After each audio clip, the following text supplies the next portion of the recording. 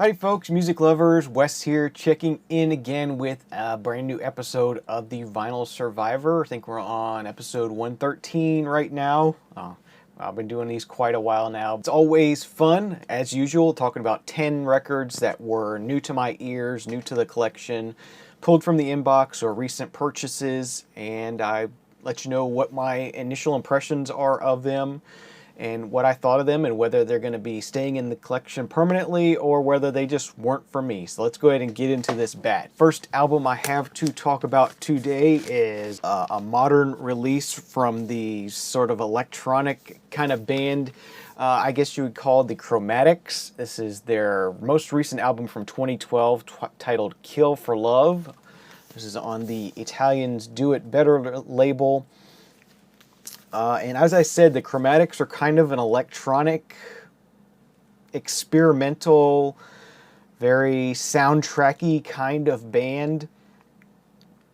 They make very sort of it's hard to describe. It sounds like soundtrack music, but it's not. It's music that they make that has a very cool environmental. But not necessarily environmental like outdoors, but environmental like nightclub or early morning, sort of late night urban kind of feel to it. A very late night urban kind of feel, I guess you could say. Something that would be playing in a nightclub after it was closed or something, or something like that. Something you would put on in the background on a very late night, just chilling, enjoying friends, hanging out. So yeah, this is their 2 LP set. It opens with a cover of Neil Young's Into the Black, which is a very odd thing to hear with this style of music, but it works, and it's an interesting cover. The rest of the pieces on here are original music.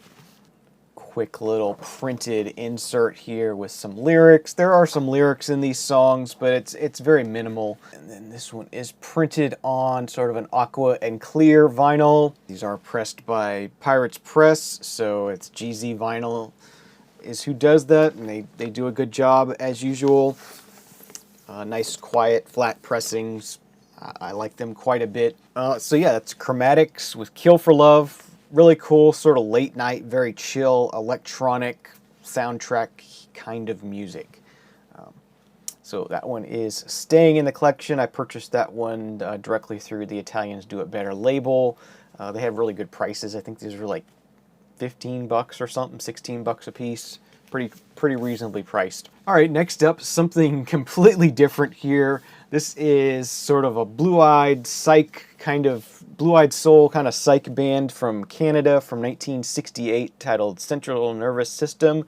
This is what I think is their only album they ever released, titled I Could Have Danced All Night, 1968. And yeah, this is blue-eyed soul with a little bit of psych mixed in. It's mostly sort of a blue-eyed soul kind of sound to it, very very blues rocky, crunchy kind of sound. It's good. I heard a track off of this on the Psychedelic Experience radio show. Cool piece of history. Yeah, the cover leads you to believe that this is more psychedelic than it really is. And it's slightly psychedelic, but not, yeah, this is not some kind of amazing lost classic or anything.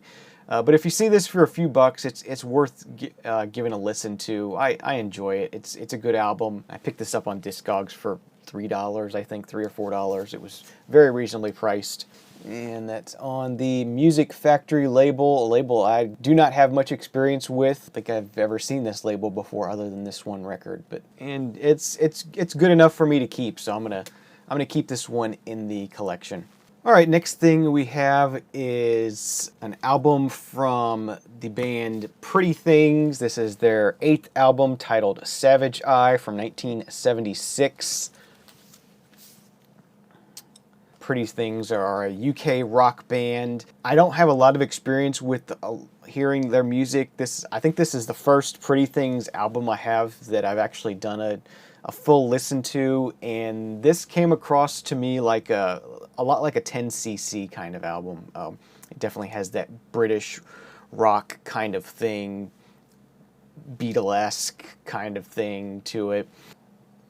gatefold lyrics on it. Yeah, I still have not heard SF Sorrow, one of their early albums. This is on the Swan Song label, so that pretty good classic Zeppelin label there. I quite enjoyed this. As I said, it reminded me a lot of 10cc, and 10cc is a band I like a lot. The Pretty Things with Savage Eye, 1976. This one's going to be staying in the collection as well.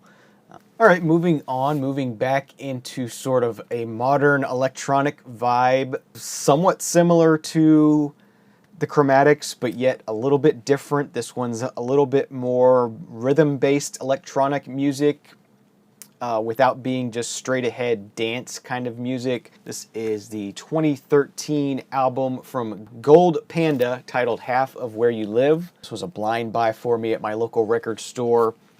Just looked interesting. I asked the owner about it, you know, what it was like, and he recommended it and said it was pretty cool electronic stuff. And yeah, this is really cool. Another one that's really good for sort of a late night, kind of enjoyable, chill out kind of electronic music. As I said, very rhythmic though, a lot more rhythmic than the Chromatics are, I would say.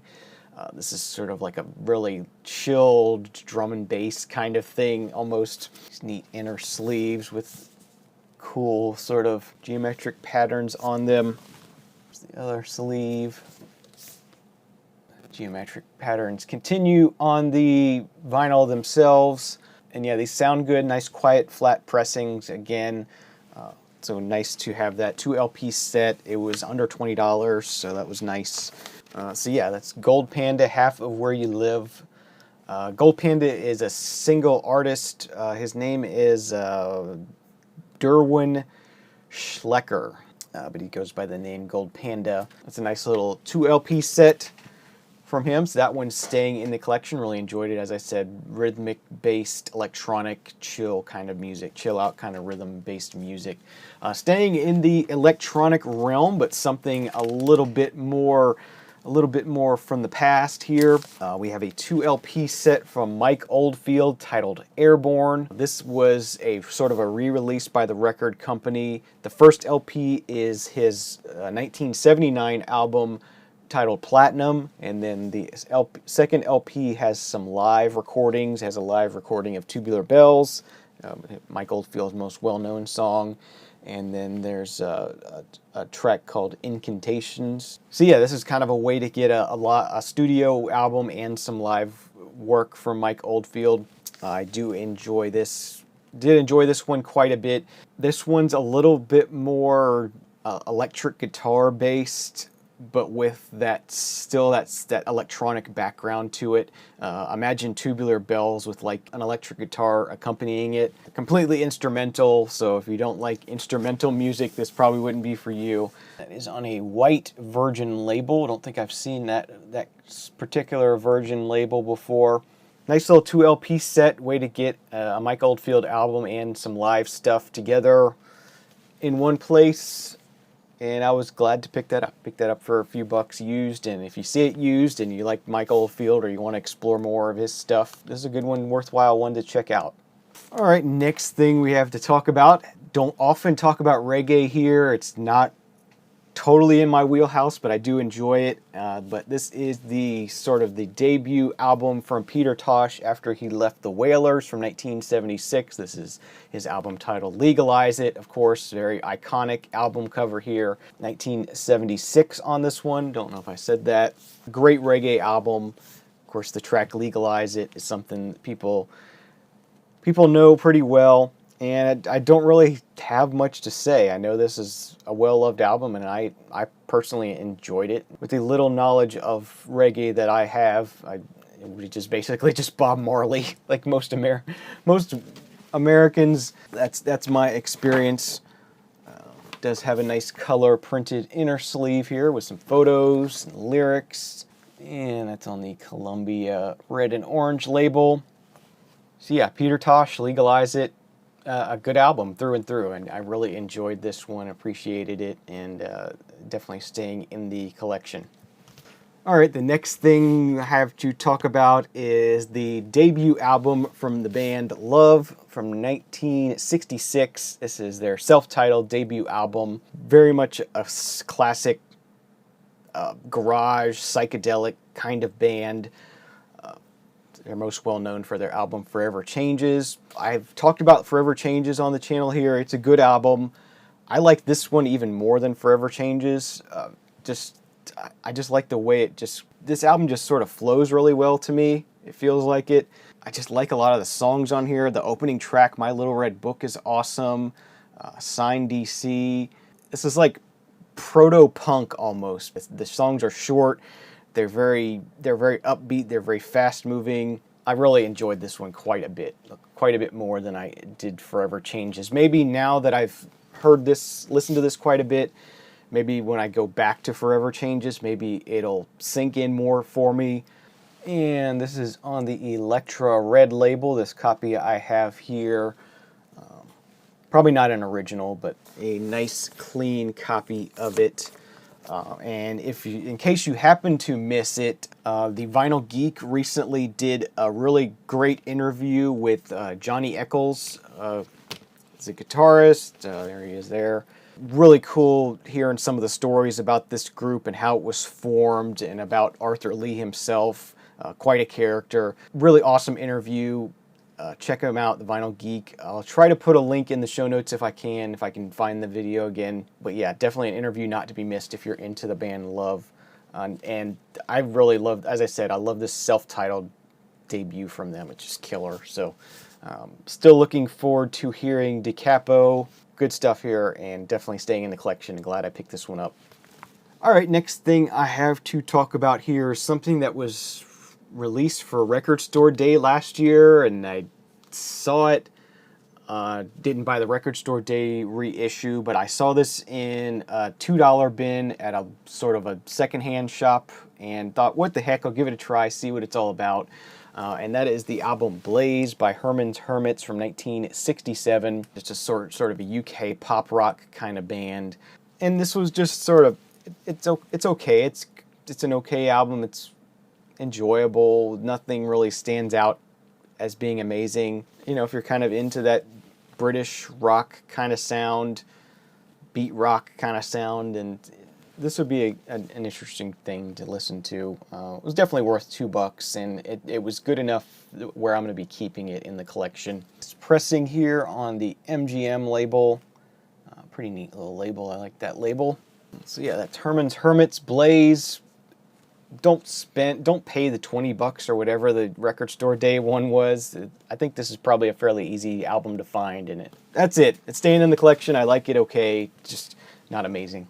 All right, next thing, have a 12-inch single from the 80s. Don't often talk about 12-inch singles. Don't often keep them. Don't often buy them. But this one is one I couldn't pass up, and this is the 12-inch single for this song Dragnet by The Art of Noise for the 80s movie that was made. 1987 is the date on this one. A couple different mixes of the track on here. And just cool sort of 80s Art of Noise kind of sampling kind of thing, I guess you could say, is how they sort of piece things together, and there's different sounds from the movie and different quotes from the movie. Chrysalis label. So yeah, 12-inch single to Dragnet by The Art of Noise, staying in the collection. Not much else to say about that one, just a cool little sort of 80s sampled. Okay, and last but not least, going back to some more electronica here, modern electronica. This is some video game music from the game Hohokum. This is an LP release of just a sampling of the soundtrack. The entire soundtrack is 22 songs.